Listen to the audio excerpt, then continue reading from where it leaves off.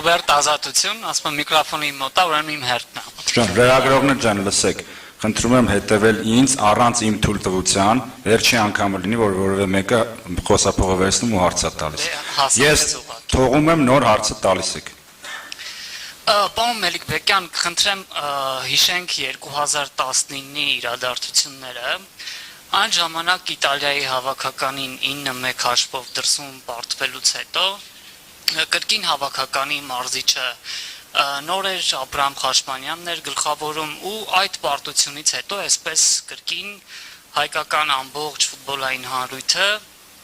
ֆեդերացիայի ղեկավարության հրաժարականն էր պահանջում Արթուր Վանեցյանը հրաժարական տվեց հեռացավ ինչից հետո ընտրություններ եղան եւ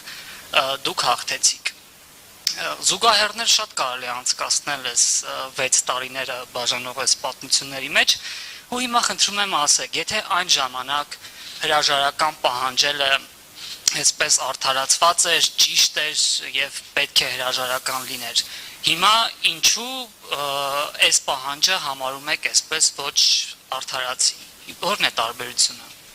Ես կխնդրեմ պարոն Նիկողոսյանը այս հարցին պատասխանի, որովհետև չեմ ուզում որպես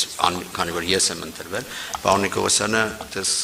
կպատասխանի իրականությունը կպատմի, որովհետև նաև այդ ընթացքում է եղել։ Պատասխանեմ, դուք ասում եք 19 թվականին հանրությունը ուզում էր Վանեցյանի, դուք վստահ եք ձեր ասացի վրա։ Վստահ մի եղեք, որովհետև հանրությունը նման պահանջ չի դրել։ Կար այլ մեթոդներ եւ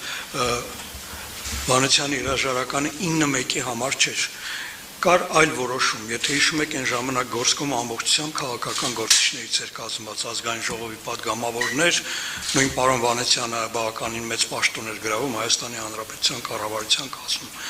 Քաղաքական որոշում ընդունվեց, որպեսզի ամբողջ Հայաստանի ֆուտբոլի ֆեդերացիայի գործադիր կոմիտեում դուրս գան քաղաքական գործիչներ եւ ֆուտբոլը մնա ֆուտբոլիստներին։ 9-1 ընդամենը կատալիզատոր հանդիսացավ այդ որոշումը կատարելու համար։